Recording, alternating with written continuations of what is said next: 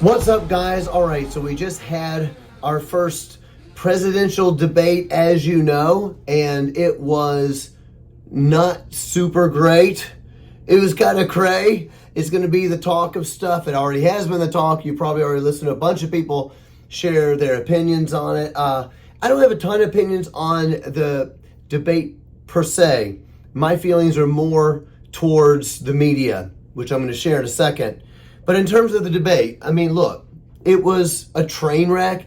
Now, it was a different kind of train wreck than 2020. 2020's debate, if you remember, it was absolutely like maniacal. Remember that? They were talking over each other. Oh, it was, I still have a PTSD from that debate. This one was different because of just how much worse President Biden has gotten, even since 2020, even since 2021, 22 for that matter. But the really bizarre thing is, so the debate happened, and immediately, I mean, really before the debate was even over, you began seeing on left-wing outlets these headlines coming out, viral headlines. Biden is toast. Biden has lost it. They need to get a new candidate. Pivot, get a new candidate tomorrow. This was really bizarre. This is happening before the debate was even really over. Immediately afterwards, you saw it in the mainstream media. It was so bizarre. It was almost like everybody all at once just went to like a game plan. I mean, it was really crazy. Everybody went, it was terrible. He's completely cognitively not fit for this. He's not up for the job. He was staring into space. He wasn't ready. He's too old. He's too frail. This is dangerous for the country. It was really bizarre, not because it's not true, but that's been true, as we all know. Anybody with eyes knows this. So that has been true for a while. I guess what I'm trying to say is it's really, really bizarre that the mainstream media just figured this out. I mean, it is literally like as if they've literally never thought about it before. It never crossed their mind before.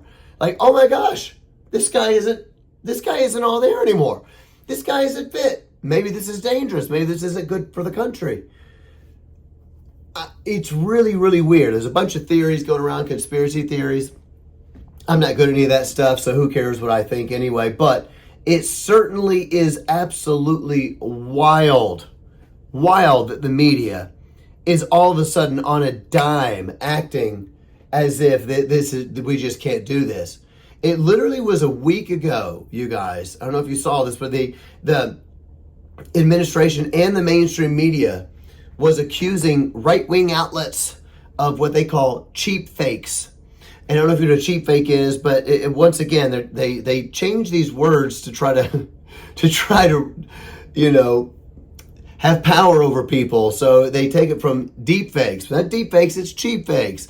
And they were accusing right-wing media basically of not necessarily altering video, because if you're altering video of Biden, so there's all these world leaders getting together, as you saw in Europe, and you've got the president of France, you got all these people there, Biden's there, and what you'll see President Biden wandering off. You know, a guy had parachuted in, he's just wandering off from the group, and they got to go get him, and it looks like he doesn't know where he's at. He's stumbling around, he has no idea where he's going.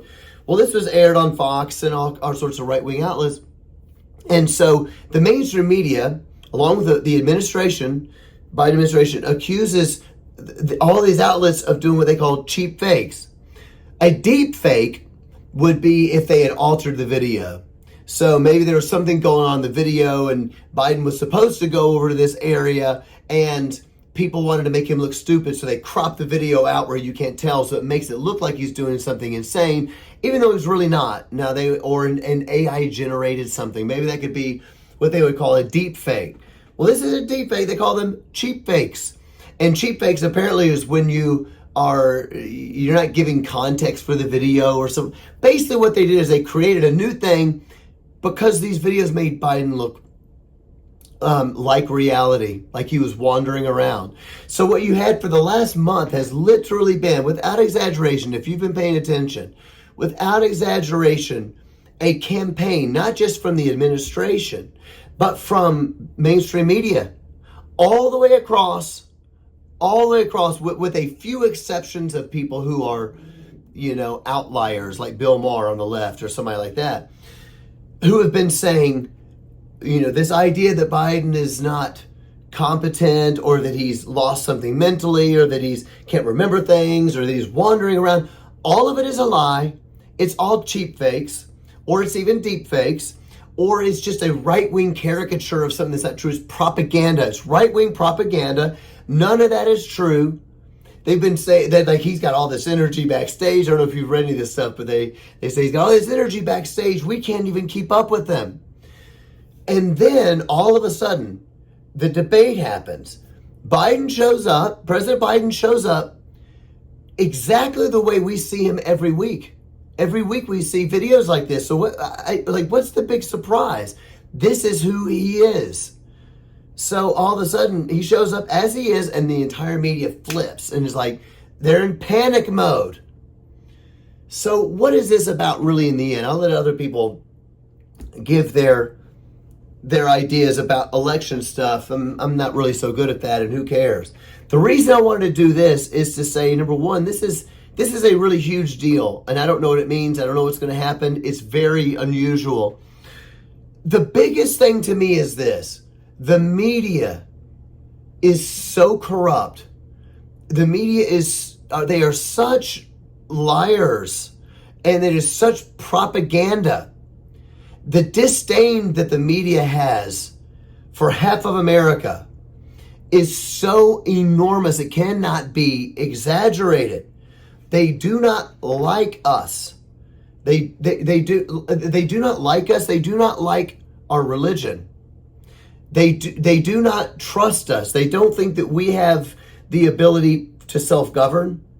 They do not want you having self-determination over your life and over your family. They don't think that you're smart enough to make decisions for your family. They need to be a part of the cabal, a part of the institutional power of the elites. They need to be a part of those elites, cramming their principles, if you can call them that, their worldview, the way they are going to help us reach utopia, the perfect world, whatever you want to call it, what they call democracy, which is not what American democracy ever was anyway. They want to cram that down on you. Why? Because you're not smart enough to do it on your own. They don't like you going to your school board meetings for your kids and standing up against trans ideology being taught to 5 and 6 and 7, 8-year-olds. They don't like that. They don't like you doing that. And you say, well, they're my kids. Well, the media doesn't think that you should have the right to say that. They do not like our religion. They do not like us believing in limited government. And you say, well, what do you mean by this generalization? Oh, like, for instance, they do not like people saying, I don't think you have the right to lock me down in my house indefinitely. You don't have the right to do that. You don't have the right to tell me that I can't go to my church and have a meeting, especially when you're opening up strip clubs and abortion clinics and weed dispensaries and liquor stores. You don't have the right to do that. Well, they don't like that. They don't like your religion. They don't like you standing up for your kids. They don't like you getting upset about the drag queen story hour. They don't like you going, well, I don't think we should have sex education at school, but they don't like you. Period.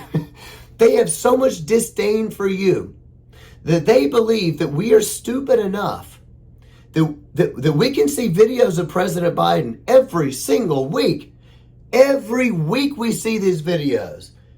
When we don't know what he's talking about, his speech is unintelligible. He's falling down. He's wandering off. He looks like he doesn't know where he's at. It's dangerous for the country. This is the guy that's going to have to make, if God forbid, the worst happens, and we're at the edge of who knows what, war or whatever it may be. He's the guy that has, the keys to all the buttons. Is that who you really want? The media thinks you're stupid enough that they can just keep saying, no, that's not happening. No, it's not. He's the fittest of the fittest. That's how much they do not like you. They disdain you.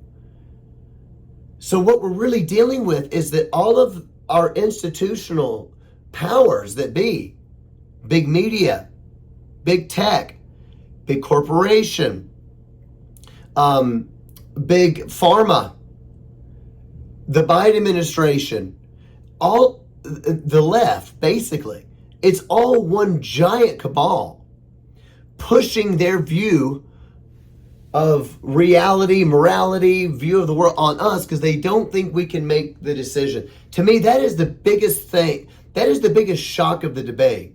Yeah, it was insane. It was insane watching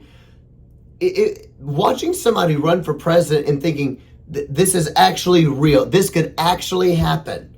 Yeah, of course it was really shocking, but we see him like that every week.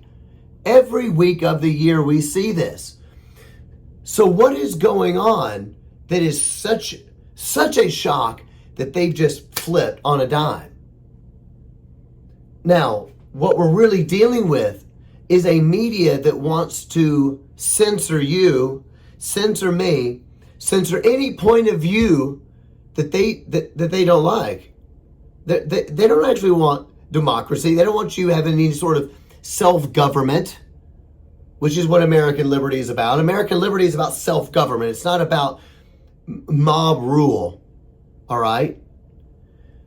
They don't want you having that because they think that the world that you want is just too evil. They can't handle it. The irony is that the world that they are creating is so tyrannical. Like, look at it. Is it really the conservatives trying to end freedom of speech? Or is it the radical left and the media in cahoots? Cahoots, that's a good word. Which one is it? Which one is trying to end freedom of speech? Which one is actually trying to stop freedom of the press?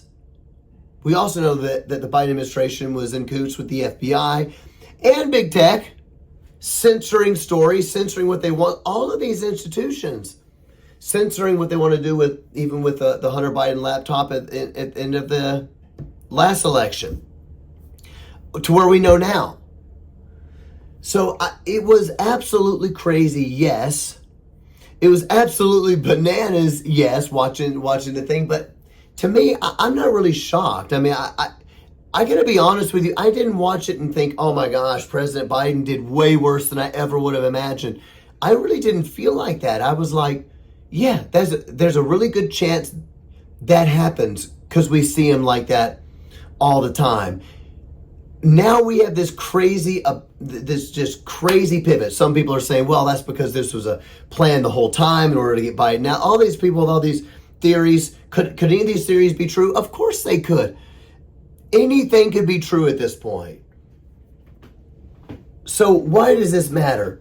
I think it matters because as Christians, there's still a group of Christian people who think that we live in reasonable times. And the way we're going to win the world is just by being, quote, reasonable. Obviously, I would never say that we should be unreasonable. But what I'm trying to say is that the definition, who defines what reasonable is? Because we do not live in reasonable times. When you live in a time when the media, like just last week, literally 7 days ago, Snopes, you know what Snopes is? Snopes is one of these fact-checking things online. If you want to go up and look and say, did Trump really say blah, blah, blah, blah? Snopes will come up as a fact-checker. Well, it's always, they claim it's neutral. It's not it's not neutral. It's not, quote, reasonable. It's left-wing. So, literally 7 days ago, Snopes came out in a truly bizarre fashion, I gotta say, agreeing with what we conservatives have been saying since, 2017 at the infamous Charlottesville thing, when Trump said there was very fine people on both sides. Well, the lie that came out the day of, and they have been living off this lie since 2017. What's that, 7 years now? 7 years, the lie has been that Trump said that there was very fine people on both sides, and what he was talking about was KKK members on one side, white supremacists on one. They were very fine people, which was obviously not what he was saying. I won't go into the whole thing about what it was, but that wasn't what he was saying. He may even made it clear in his speech that's not what he was saying. He even said, now, I'm not talking about the KKK people or the skinheads or the white supremacists. He said those people should be condemned. I'm talking about the other groups of people, and there were very fine people on both sides, and all deserve freedom of speech. It was clear. Well, Snopes just came out last week, literally last week, maybe it was this week, within the last 5 days, I think, saying, actually, Trump did not say that. 7 years. Now, I don't know if you remember, but it was that, we call it the Charlottesville hoax, the very fine people hoax, I've heard people call it, that lie about Trump. That is the lie that President Biden has used since 2019, saying is the reason he ran for president. Do you remember this? He came out and said, I wasn't going to run for president, but the moment I was watching TV and these skinheads came out and these anti-Semitic people with torches, and it reminded us of a time when they wanted to, lynch people of color and blah, blah, blah. That's when I knew I had to fight for the soul of this country. And everybody that knew the truth is they're watching, this is a lie. How is this lie still going on? How can the media sit by and just let this lie happen? Soaps finally came out. In fact, President Biden said it last night. He said, you called those people very fine people, and before President Trump's he's like, everybody knows I didn't say that. That's been debunked. And President Biden, no, it hasn't. You said it. We know it. When you have a media that is lying to this degree, we are not in reasonable times. So there's this group of Christian people, and they don't like people like Cooper stuff, like you who love Cooper stuff. They don't like people who are fighting back against the evil of our culture. When you're fighting the culture war and the evil, I don't think of myself as even being political. I think of myself as fighting a moral battle. That moral battle is for justice, for those who can't speak for themselves, for the unborn, for instance. It is justice to not teach trans ideology to kindergartners. It is justice to say, yes, of course. What was the Florida bill? They called it the Don't Say Gay bill, which was another piece of propaganda. That was a lie. All that Ron DeSantis said in Florida was K through 3 should not be talking about sex. These teachers should not be bringing up sex or gender in any way whatsoever. Even leftist Bill Maher, liberal Bill Maher said, yeah, of course they shouldn't be doing this. So you got Bill Maher on the left saying, yes, we shouldn't be doing this. Then you have the compromised Christian left, like Phil Vischer and Skye Jethani and these people, upset about it, saying, why are we being so political? That is not a political battle. That is a moral battle. So there's a group of Christian people who want to try to be seen as the, quote, the reasonable people, and they don't like people like Cooper stuff, and they don't like people like you because they don't want you pushing back. The problem is that we're not living in reasonable times. When you have a media that hates you, we have a media that lies to you, propagandizes to you because they don't think that you should be able to have self-determination for what your kids are taught. You see? They don't think that you should have self-determination. They don't think you should have self-government. They do not think that you should have access to your individual liberties, meaning that my liberties pre-exist American government. My liberties come from God. They do not come from the government. The government is supposed to protect my God-given rights. Well, they don't like that. They call that Christian nationalism. They don't like you. We are not living in reasonable times. Do you think it's reasonable for the media to think you are so stupid to lie to you for years at a time, saying President Biden, he's the most mentally fit guy we know. We can't keep up with them. He remembers things that I was in an interview with him, and he remembered things that I couldn't even remember. I was shocked at his memory. We're not living in reasonable times, you guys. So I'm not even really talking about the election. The election is the election. It's going to be what it's going to be. But we are not living in reasonable times. You have a media who hates you and wants to shut you down at all times. Is it good that all of a sudden the media is recognizing that, oh, wait, what's going on? President Biden seems like he's He's lost a step. Is it good? Well, yeah, I mean, I guess it's good. It's obvious. The question is, why are they all of a sudden figuring this out right now? What is going on with these people? They've just been lying to us. Why would you listen to them? So my word is this: Christian person who wants to try to be the reasonable one that's gonna get upset at people like Cooper stuff and all these Christians who are quote unquote getting too political. My word for them is this: why do you keep falling for the propaganda? Have you noticed a trend? Have you noticed that it's the Christian people that keep falling they fall for one piece of propaganda, it puts them on the wrong side, and then they're on the wrong side on every single issue. Have you noticed that? Started with BLM, started with hands up, don't shoot, which ends up being a lie. They're wrong about that. It starts with BLM. They start burning down cities. You move on to the Charlottesville, the very fine people hoax, as I just said with Trump. How many Christian people have you talked to? I guarantee, send me a message. Do it. Send me a message and tell me if you hear what I'm saying. How many Christian people did you talk to in 2017, 18, 19 who said, I just don't see how you can keep voting conservative when you're voting for a man who said that the KKK was a very fine people? How many Christian people said that? I can think of at least 10 times. 10 times I heard that. And each time it would go like this. They would say it to me, how can you vote for that? He obviously doesn't love people. I mean, John, you're pro-life, but obviously Trump doesn't care about life. He said there was very fine KKK members. Each time I would say, that's not even true. It's a hoax. That's not even what he said. The media is lying to you because the media is nothing but an arm for the Democratic Party. That's all that this is. And guess what? Every single time I said it, guess what my opponent said? My sparring partner.